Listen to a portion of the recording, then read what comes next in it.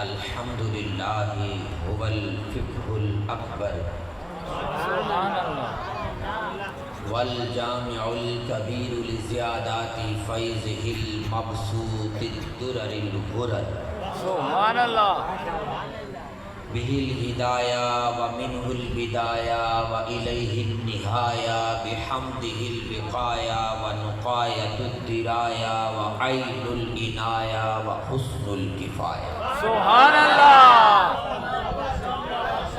والصلاة والسلام علی الامام الاعظم للرسل الکرام مالکی و شافعی احمد القرآن سبحان اللہ یقول الحسن بلا توقف محمد الحسن ابو یوسف سبحان اللہ سبحان اللہ فإنه الأصل المحيط لكل فضل بسيط ووجيز ووسيط البحر الزخار والدر المختار وخزائن الأسرار وتنوير الأبصار ورد المحتار على منح الغفار سبحان اللہ سبحان اللہ ماشاء اللہ سبحان وفتح اللہ القدیر وزاد الفقیر وملتقى الابہر ومجمع الانہر وکنز الدقائق وتبیین الحقائق والبحر الرائق منہ یستمد کل النہر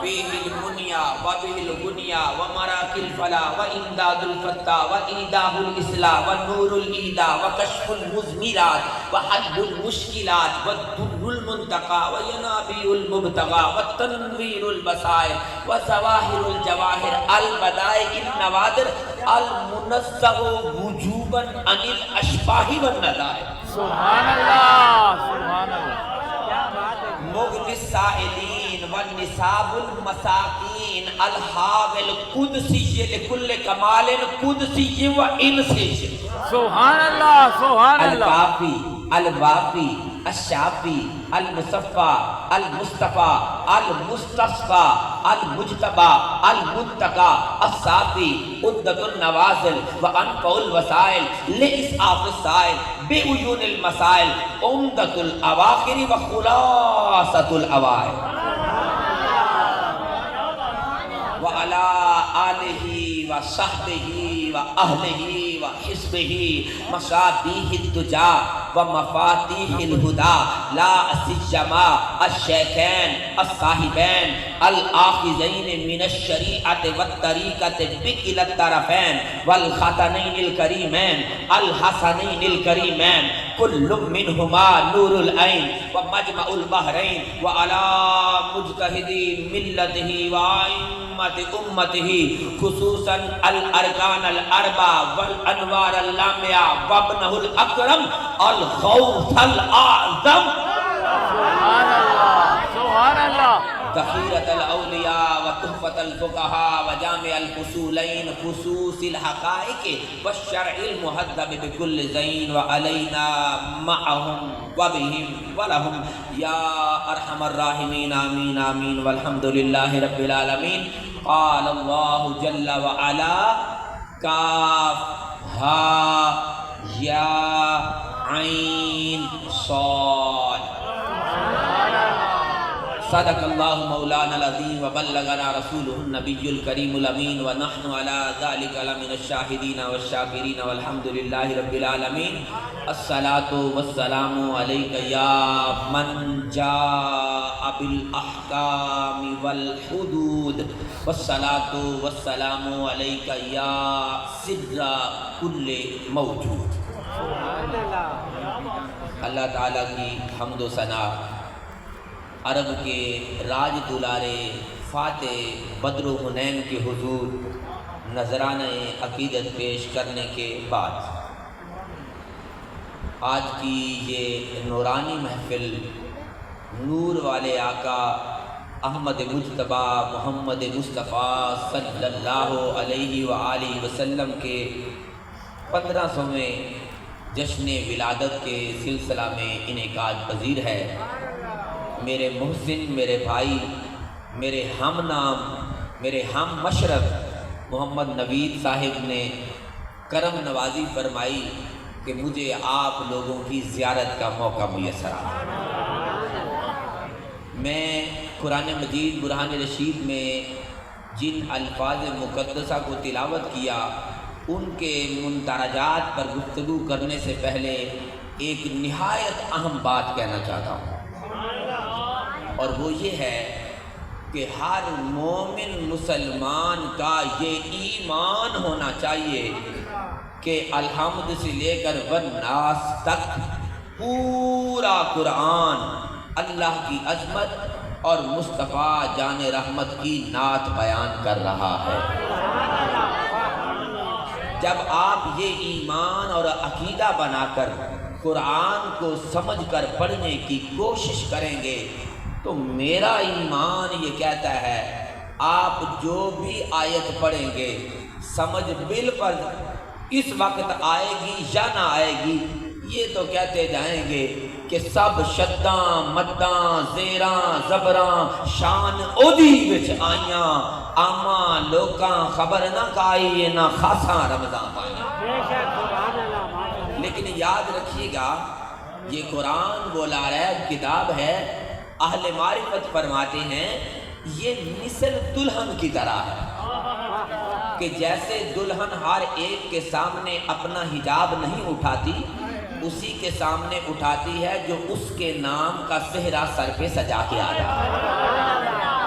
بلا تشبیہ و مثال اللہ کا کلام ہر ایک کے سامنے اپنے اسرار و رموز بیان نہیں کرتا، یہ اسی کے سامنے بیان کرتا ہے جو مہر علی شاہ کی طرح عشق مصطفیٰ کا اور احمد رضا کی طرح ادب مصطفیٰ کا صحرا سر پہ سجا کے آیا۔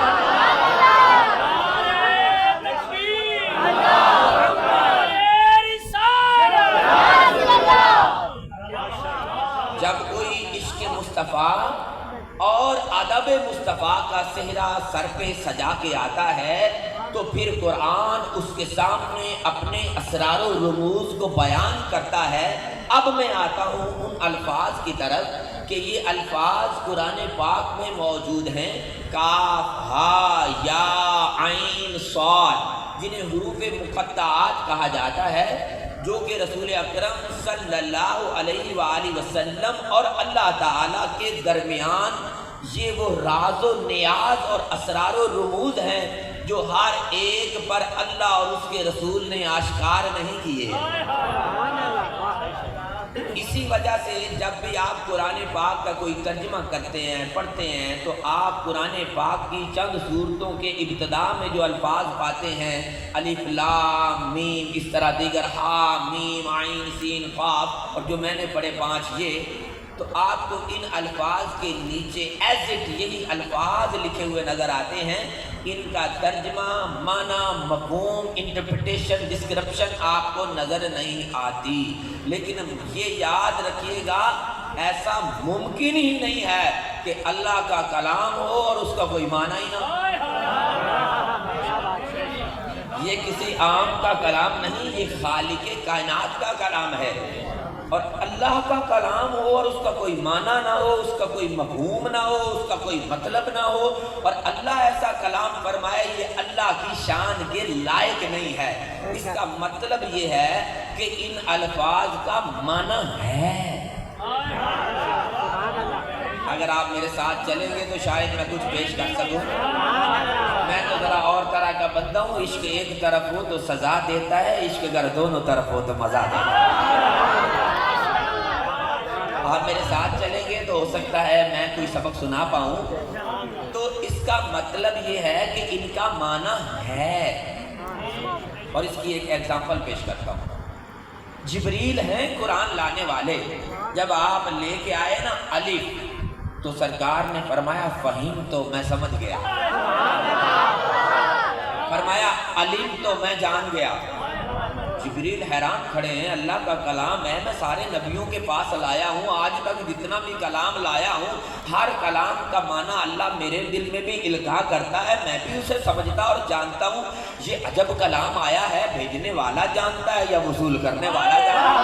سبحان اللہ، سبحان اللہ، کیا کیا بات کیا جبریل بات. کہتے ہیں لام، سرکار نے فرمایا علم تو فہم تو. جبریل کہتے ہیں میم، سرکار نے فرمایا میں سمجھ گیا. جبریل میں جان گیا. معلوم یہ ہوا کہ وہ جو قرآن میں رب نے فرمایا نا ایمان والوں کی پہلی صفت نوید بھائی الذین یؤمنون بالغیب، تو ضروری تھا کہ قرآن پاک میں کچھ الفاظ ایسے بھی ہوتے کہ جن کے معنی غیب ہوتے، جن کے معنی ان لفظوں میں چھپے ہوتے، جن کے معنی ہر ایک پر آشکار نہ ہوتے، معنی تو ہوتے اور معنی ہیں بھی، اور آج ہم نے وہ ڈھونڈنے ہیں. آج ہم نے وہ معنی ان کی بارگاہ سے لینے ہیں جنہیں یہ ساری اللہ نے عظمتیں اور عزتیں اور رفعتیں اور یہ الفاظ اور یہ معنی عطا کیے ہیں.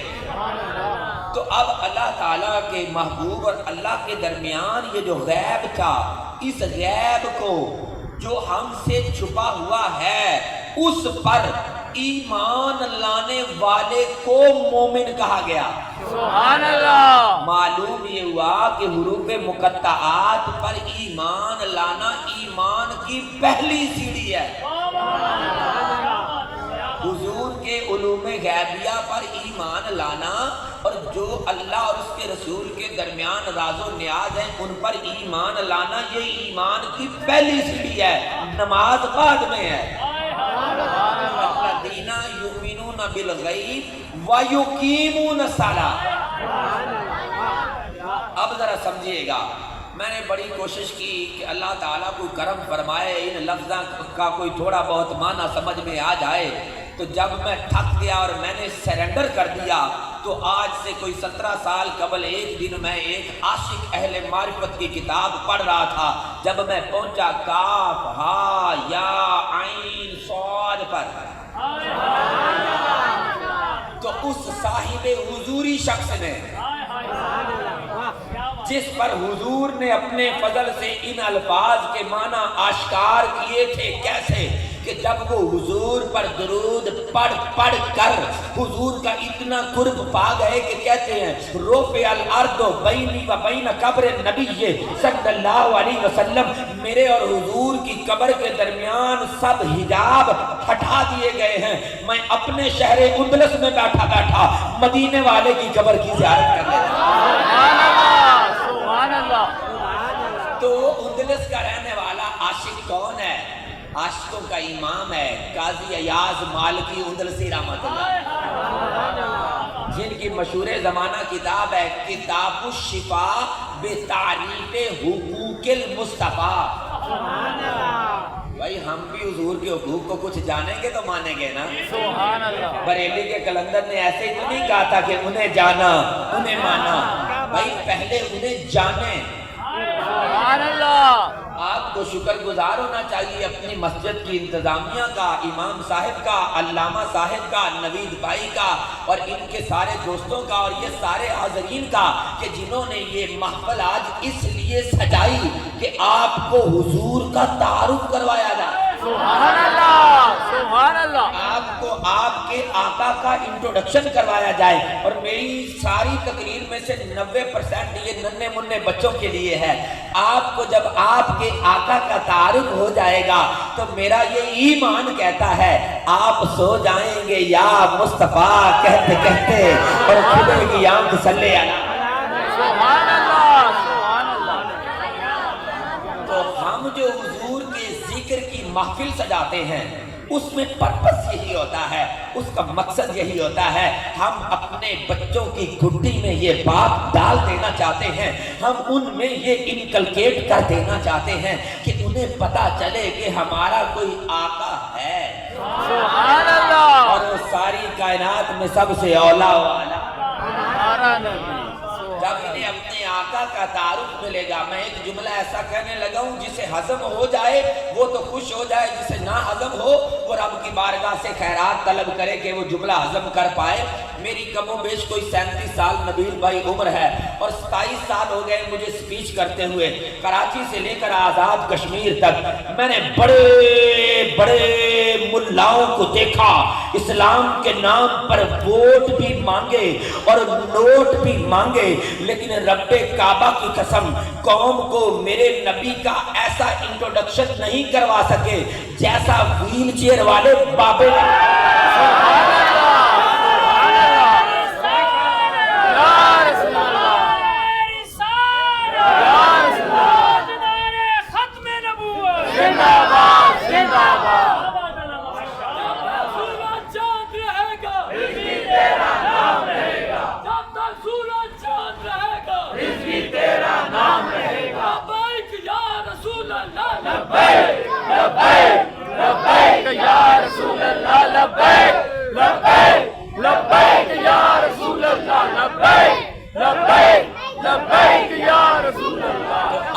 محبوب آقا کی امت کو اپنے آقا کا ایسا تعارف کرواؤ کہ وہ جو کہا تھا نا کہ یہ اپنے محبوب نال انے واہ پیار تو میں نے آج حروف مقطعات کا انتخاب بھی اس لیے کیا کہ قرآن پاک کی وہ آیات جو فی الوقت ہماری ریچ اور رینج میں نہیں ہیں، کچھ لوگ ہیں جن کی رینج میں ادھر بھی ہیں، تو قاضی ایاز مالکی ادرسی کتاب الشفا بے تعریف حقوق المصطفیٰ میں ان حروف مقطعات کی تفسیر بیان کرتے ہوئے کہتے ہیں زمانے والوں سنو، جتنا کوئی بندہ اپنے آقا کو جانتا ہے، انہیں پہچانتا ہے، ان سے اپنا قربت کا تعلق درود و رحمت اور صلات کے ذریعے سے بڑھاتا ہے، ویسے ویسے غیب اس پر آشکار ہوتا چلا جاتا ہے۔ کہتے ہیں یہ حروف مقطعات تو علوم غیبیہ تھے، اللہ اور اس کے رسول کے درمیان اسرار و رموز تھے، لیکن جب رب نے انہیں مجھ پر آشکار کیا تو میں نے کہا پیار کرنے والوں کو بتاتا ہی جا۔ سبحان اللہ۔ کتاب الشفا میں ان کے میننگز لکھ گئے، خود سے نہیں لکھے، خود سے نہیں لکھے۔ اس پر بھی میں ایک جملہ کہنے لگا ہوں، یاد رکھیے گا مجتہد کی یہ خوبی اور خاصہ ہوتی ہے، مجتہد کہتے ہی اس کو ہیں جو اگر قرآن و سنت کے کسی لفظ کا معنی بیان کرے، اور نوید بھائی اگر بالفرض وہ اللہ اور اس کے رسول کی منشا کے مطابق نہ بھی ہو تو رب فرماتا ہے فرشتوں پھر بھی نیکی لکھو، کیونکہ مجھے اس کی نیت پر کوئی شک نہیں۔ سبحان اللہ۔ لبیک یا رسول اللہ، لبیک لبیک لبیک یا رسول اللہ، لبیک لبیک لبیک یا رسول اللہ، لبیک لبیک لبیک یا رسول اللہ، لبیک لبیک لبیک۔ تو جو بندہ درجہ اجتہاد پر فائز ہوتا ہے، اگر وہ کسی لفظ کا معنی بیان کر دے اور وہ معنی اگر رب کی منشا کے مطابق ہو تو رب فرماتا ہے دو نیکیاں لکھو۔ سبحان اللہ۔ ایک نیکی اس سبب سے کہ یہ میری مرضی اور میری منشا اور میری مراد کو پا گیا، اور ایک اس سبب سے کہ اس نے چلو طلب کوشش تو کی۔ سبحان اللہ۔ اس کا پیار، اس کی طلب، اس کی تڑپ سچی تھی تو ہم نے، اللہ فرماتا ہے والذین جاہدوا فینا لنہدینہم سبلنا، فرمایا کوئی ہماری راہ میں کوشش تو کرے، ہم اسے راستہ دکھا دیں گے۔ سبحان اللہ۔ سبحان اللہ۔ تو قاضی ایاز نے میننگز، یار آپ تھک تو نہیں گئے نا یار؟ سبحان اللہ۔ یہ گفتگو میں نے شروع کی ہے، ابھی انٹروڈکشن بیان ہو رہا ہے، پھر اس کا ڈسکرپشن ہوگا، پھر اس کا کنکلوژن اور نتیجہ بھی نکلے گا۔ آپ 1,00,000 روپیہ دے کے بھی مولوی لائیں نا تو شاید وہ آپ کو یہ باتیں نہ سنائے جو میں رب کی رضا کے لیے سنانے آیا ہوں۔ سبحان اللہ۔ قاضی ایاز کیا بات فرماتے ہیں؟ کہتے ہیں کاف کا بھی معنی ہے، نہیں سکتے، سبحان اللہ۔ ہاں کا بھی معنی ہے، یا کا بھی معنی ہے، سبحان اللہ۔ عین کا بھی معنی ہے، سبحان اللہ۔ صاد کا بھی معنی ہے۔ چلیے کاف سے شروع کرتے ہیں، اللہ کرے ہم سارے کر سکیں۔ چلیے پہلے سے شروع کرتے ہیں۔ قاضی ایاز فرماتے ہیں کاف سے مراد کفایت مصطفیٰ۔ سبحان اللہ۔ سبحان اللہ۔ کاف سے مراد، پھر قرآن کی آیت دلیل لاتے ہیں، کہتے ہیں اللہ فرماتا ہے الیس اللہ بکاف عبدہ۔ سبحان اللہ۔ فرمایا زمانے والوں تم کیا سمجھتے ہو کہ مصطفیٰ کو تمہاری حاجت ہے؟ سبحان اللہ، اگر تم ان کا ذکر نہیں کرو گے تو ان کا کوئی ذکر ہی نہیں کرے. سبحان اللہ. فرمایا الیس اللہ، کیا نہیں ہے اللہ بکافٍ عبدہ، اپنے بندہ خاص کے لیے کافی. سبحان اللہ. یعنی اللہ یہ بتا رہا ہے کہ اگر تم میرے محبوب کا نام لو یا نہ لو، اس کا ذکر کرو یا نہ کرو، میرے محبوب کے نام کے لیے، اس کے نام کو عام کرنے کے لیے، اس کے ذکر کو عام کرنے کے لیے، اس کے چرچوں کو عام کرنے کے لیے، اس کے حسن اور اس کے فضائل اور اس کے شمائل اور اس کے خصائل کا تذکرہ کرنے کے لیے رب فرماتا ہے تم کچھ کہو نہ کہو، رب کافی ہے. سبحان اللہ.